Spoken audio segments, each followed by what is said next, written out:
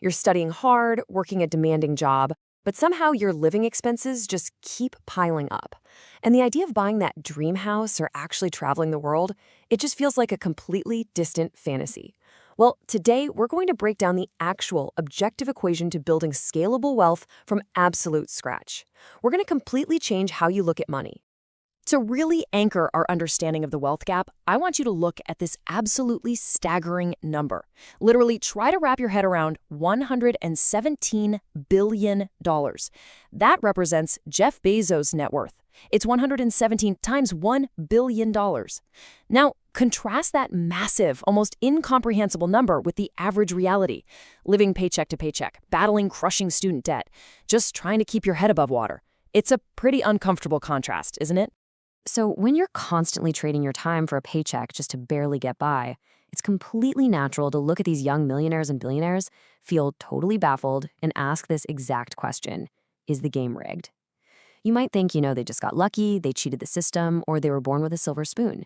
You kind of hit this harsh realization that you might be on the losing side of a rigged system. But what if I told you that exact assumption is the very thing holding you back?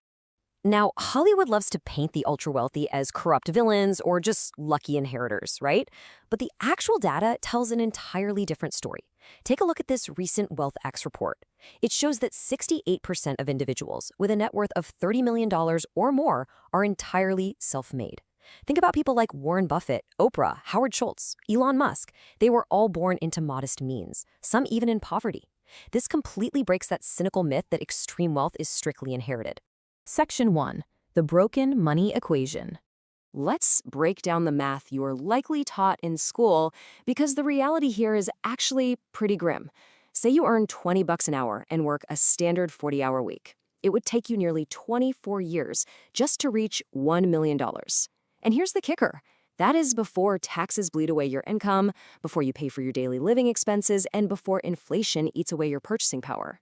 In this standard job model, you're literally trading your most finite resource, your time, for a highly capped amount of money. By the time you actually hit $1 million, you've let your best years slip right through your fingers. And this brilliantly illustrates the objective capitalist reality we live in. Look at the sweating cleaner versus the accountant sitting at a desk. It's not about how physically hard you work.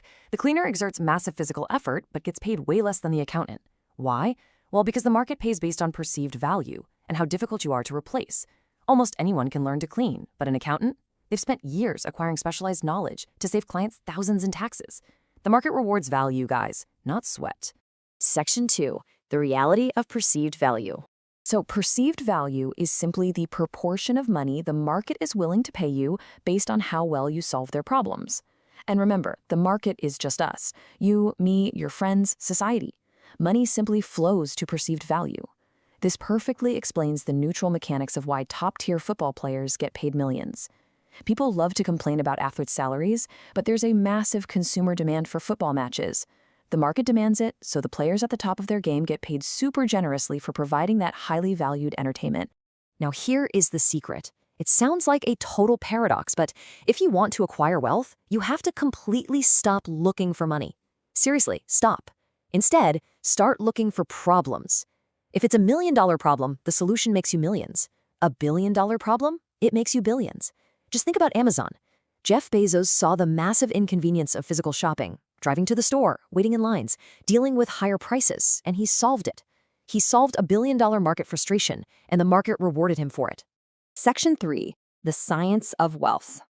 All right, now that we've ditched the old equation, here is the actual 4-step science to wealth. Step 1, you've got to listen to market complaints. What frustrates people? What's incredibly inconvenient? Step 2, build a viable solution to that specific problem. Step 3, and this is absolutely crucial, scale it far beyond your local area.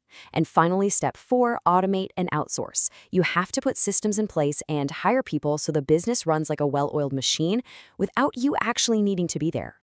Let's talk more about scaling, because it's a real game changer. Look at this stark contrast. If you become a local yoga teacher charging $100 an hour, hey, congratulations. But you haven't really built a business. You've just created another time-bound job for yourself. There are only so many hours in a day you can physically teach. Contrast that with a 24/7 online yoga course.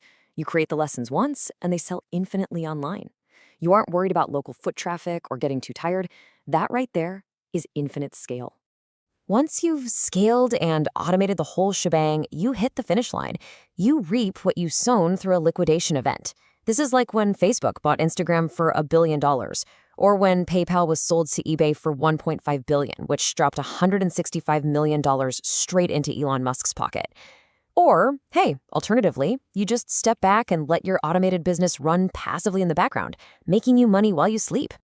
Section 4. Buying back your time. This explainer draws heavily on the foundational work of entrepreneur MJ DeMarco, and this quote is definitely our biggest takeaway today. Stop chasing money, chase problems. Solving meaningful problems is literally the only scalable equation to generate real wealth. If you want true financial liberty, let finding solutions be the struggle you choose to take on. Because honestly, the destination was never really the luxury cars, or the mansions, or the paper money. Money is just a number on a screen backed by collective belief anyway. The true goal was always about buying financial freedom. It was about reclaiming your absolute most finite, irreclaimable resource, your time. It's having the freedom to wake up and do what you want when you want without that constant crushing anxiety of wondering if you can afford it or if you'll ever be able to retire. So before you just go back to the traditional, constrained cycle of working, sleeping, and repeating all the way to retirement, I want to leave you pondering this one final provocative thought. How many more hours of your life are you going to let slip away to a broken equation? The path isn't easy, for sure, but now you know the actual rules of the game. Stop chasing money, start solving problems, and take your time back.